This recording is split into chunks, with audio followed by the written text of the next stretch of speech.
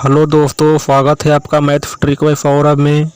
दोस्तों, इस वीडियो में हम साइंस के कुछ इम्पोर्टेंट क्वेश्चन को लेकर आए हैं, तो वीडियो के अंत तक ज़रूर बने रहिएगा। अगर आप इस चैनल पर नए हैं दोस्तों, तो चैनल को सब्सक्राइब जरूर कर लीजिए और बेल नोटिफिकेशन ऑन रखिए, ताकि जब भी मैं वीडियो बनाकर डालूँ तो नोटिफिकेशन आपको मिलता रहे। तो आइए शुरू करते हैं। ताप गतिकी का प्रथम नियम सामान्यतः किससे संबंध मामला है? तो दोस्तों, इसका आंसर है ऊर्जा के संरक्षण के नियम से। आइए अगला क्वेश्चन है। अगला क्वेश्चन कह रहा है कि कृष्णिका विकिरण उच्चतम अवस्था तक पहुंचने पर तरंगदैर्घ्य कैसा होता है? तो दोस्तों, तापमान बढ़ने पर घट जाता है। आइए अगला क्वेश्चन नंबर 3 कह रहा है कि दो निकायों के बीच ऊष्मा के प्रभाव की दिशा किस पर निर्भर करती है? तो निर्भर करता है दोस्तों उसके अपने अपने तापमान पर। आइए क्वेश्चन नंबर 4 कह रहा है कि प्लांक नियतांक की यूनिट क्या है, मतलब इकाई क्या है, मतलब एसआई यूनिट पूछ रहा है दोस्तों। तो इसका आंसर है जूल सेकेंड। आइए क्वेश्चन नंबर 5 कह रहा है कि फ्लैग के अचर में किसकी बीमारियां होती है? तो बीमारियां होती है दोस्तों कोणीय गति की बीमारियां होती है। आइए अगला क्वेश्चन नंबर 6 कह रहा है कि दो धातुओं का फोल्डरन किसके गुण के कारण संभव है? तो दो धातुओं का जब फोल्डरन होता है दोस्तों, तो आसंजन के गुण के कारण होता है। आइए अगला क्वेश्चन नंबर 7 कह रहा है कि भीषण सर्दी में ठंडे देशों में पानी की पाइपें क्यों फट जाती है? भीषण सर्दी में ठंडे देशों में पानी की पाइपें क्यों फट जाती है? तो इसका आंसर है दोस्तों क्योंकि जमने पर पानी फैलता है दोस्तों, जमने पर पानी फैलता है। आइए क्वेश्चन नंबर 8, पानी का हिमांक बिंदु क्या है? तो ताजे पानी का हिमांक बिंदु है दोस्तों 0 डिग्री सेल्सियस। आइए क्वेश्चन नंबर 9 कह रहा है कि ठंडे देशों में शीतकाल में झीलें जम जाती है नीचे का पानी छोड़कर, मतलब कितने डिग्री पे जम जाती है?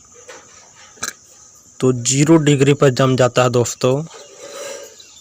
आइए क्वेश्चन नंबर 10 कह रहा है कि किलोवाट घंटा किसकी यूनिट है? तो किलोवाट घंटा ऊर्जा का यूनिट है दोस्तों। आइए क्वेश्चन नंबर 11 कह रहा है कि वह तापमान जिसका फ़ारेनहाइट और सेल्सियस दोनों पैमाने पर वही तापमान रहता है, कितना डिग्री पर फ़ारेनहाइट और सेल्सियस दोनों बराबर होता है?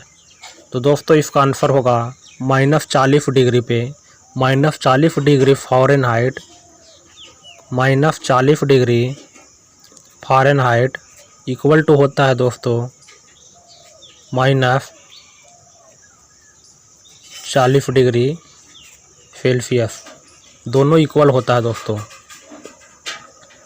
तो आइए क्वेश्चन नंबर 12 में आते हैं। क्वेश्चन नंबर 12 कह रहा है कि अपेक्षिक आर्द्रता को किस रूप में व्यक्त किया जाता है? तो दोस्तों, इसका आंसर है प्रतिशत में व्यक्त किया जाता है अपेक्षिक आर्द्रता को। आइए क्वेश्चन नंबर 13 में आते हैं। अगला क्वेश्चन कि थर्म किसका यूनिट है?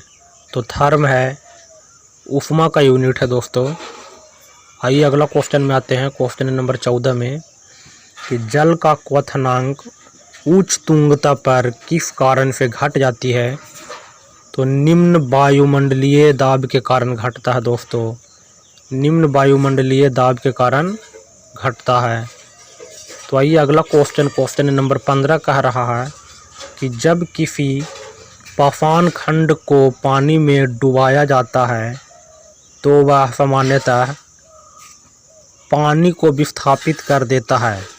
तो इसका दोस्तों आंसर है आयतन। यहाँ पे खाली जगह पे आयतन आएगा, आयतन को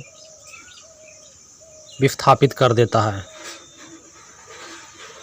आइए अगला क्वेश्चन नंबर 16 कह रहा है कि जल का घनत्व 1 ग्राम पर सीसी है, यह बिल्कुल सही है। तो जल का घनत्व 1 ग्राम पर सीसी कब होता है? जब 4 डिग्री सेल्सियस जल का घनत्व रहता है दोस्तों। आइए क्वेश्चन नंबर 17 अगला क्वेश्चन है, कह रहा कि बादल किस कारण वायुमंडल में तैरते हैं? तो बादल तैरता है दोस्तों निम्न घनत्व के कारण वायुमंडल में तैरते रहता है। तो आइए क्वेश्चन नंबर 18 है अगला क्वेश्चन नंबर 18 कह रहा है कि वायु की क्षैतिज गति से होने वाले ऊष्मा के अंतरण को क्या कहते हैं? तो कहते हैं दोस्तों अभिवहन कहा जाता है। आइए क्वेश्चन नंबर 19 में आते हैं। अगला क्वेश्चन कह रहा है कि एक वास्तविक गैस किसमें एक आदर्श गैस के रूप में क्रिया कर सकती है? एक वास्तविक गैस किसमें एक आदर्श गैस के रूप में क्रिया कर सकती है? तो इसका आंसर है निम्न दाब और उच्च तापमान पे। निम्न दाब और उच्च तापमान पे। तो दोस्तों अगर आपको ये वीडियो अच्छा लग रहा है तो वीडियो को लाइक ज़रूर कीजिएगा। तो आइए अगला क्वेश्चन नंबर 20 में हम लोग आते हैं। क्वेश्चन नंबर 20 कह रहा है कि क्रायोजेनिक किससे संबंधित विज्ञान है? तो क्रायोजेनिक दोस्तों निम्न तापमान पे संबंधित विज्ञान है। आइए क्वेश्चन नंबर 21 कह रहा है कि बहुत उच्च तापमान को मापने के लिए किसका प्रयोग किया जाता है? तो बहुत ज़्यादा तापमान को मापने के लिए तापवैधोत तापमान का प्रयोग किया जाता है। आइए क्वेश्चन नंबर 22 में आते हैं। क्वेश्चन नंबर 22 कह रहा है कि तारों का रंग किस पर निर्भर करता है? तो तारा का रंग है जो कि तापमान पर निर्भर करता है। तो आइए क्वेश्चन नंबर 23 कह रहा है कि गैस फ्लेम ज्वाला में सबसे गर्म भाग को क्या कहा जाता है? तो सबसे गर्म भाग को नॉन लूमिनस कहा जाता है दोस्तों। आइए क्वेश्चन नंबर 24। क्वेश्चन नंबर 24 कह रहा है कि जल वाष्प में भंडारित ऊष्मा कौन सी ऊष्मा होती है? तो जल वाष्प में भंडारित ऊष्मा होती है जो कि गुप्त ऊष्मा होती है दोस्तों। और गुप्त ऊष्मा शरीर पे बहुत प्रभाव करता है। आइए क्वेश्चन नंबर 25। कोई पिंड ऊष्मा का सबसे अधिक अवशोषण करता है जब वह हो, तो क्या हो?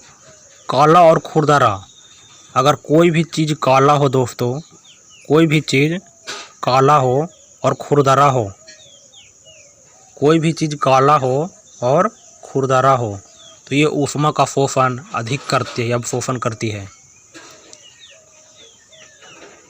तो आइए अगला क्वेश्चन नंबर 26 में आते हैं। क्वेश्चन नंबर 26 कह रहा है कि तप्त जल के थैले में जल का प्रयोग किया जाता है क्यों? तो दोस्तों प्रयोग इसका इसलिए किया जाता है कि इसकी विशिष्ट ऊष्मा अधिक होती है। विशिष्ट ऊष्मा अधिक होने के कारण ही तप्त जल के थैले में जल का प्रयोग किया जाता है। तो दोस्तों इस चैनल पर अगर आप नए हैं तो चैनल को सब्सक्राइब जरूर कर लीजिएगा। आइए हम लोग अगला क्वेश्चन में आते हैं। क्वेश्चन नंबर 27 कह रहा है कि धातु की चायदानियों में लकड़ी के हैंडल क्यों लगे होते हैं? तो लकड़ी के हैंडल दोस्तों इसलिए लगे होते हैं कि लकड़ी ऊष्मा की कुचालक होती है। लकड़ी ऊष्मा की कुचालक होती है। धातु की चायदानियों अगर चाय पकड़ने वाला रहे। आइए हम लोग अगला क्वेश्चन में आते हैं। Question number 28। आइए अगला क्वेश्चन है 28 नंबर। कह रहा है कि बर्फ़ को बुरादे में क्यों पैक किया जाता है? तो दोस्तों इसका आंसर है कि बुरादा उपमा का कुछ अलग होता है, इसलिए इसको बर्फ़ में मिलाकर पैकिंग किया जाता है। और बर्फ़ में जिलेटिन को इसलिए मिलाया जाता है दोस्तों क्योंकि इसका गलनांक बहुत कम होता है, बहुत कम मात्रा में गलता है, इसलिए बर्फ़ में जिलेटिन को मिलाया जाता है। तो आइए हम लोग अगला क्वेश्चन नंबर 29 में आते हैं। कह रहा कि ताप उत्क्रमण होता है, तो ताप उत्क्रमण होता है धनात्मक हाफ द्वारा, धनात्मक हाफ दर पर, धनात्मक हाफ दर पर ताप उत्क्रमण होता है। तो आइए अगला क्वेश्चन नंबर 30 कह रहा है, बहुत ही इम्पोर्टेंट क्वेश्चन है दोस्तों, कि प्रिज्म से गुजरने पर प्रकाश का कौन सा रंग सबसे अधिक विचलन दर्शाता है। तो इसका आंसर है बैगनी। तो दोस्तों अगर ये वीडियो आपको अच्छा लगे तो वीडियो को लाइक ज़रूर कीजिएगा। अगर आप इस चैनल पर नए हैं तो चैनल को सब्सक्राइब ज़रूर कर लीजिए और अपने दोस्तों में ज़रूर शेयर कीजिए। Thank you.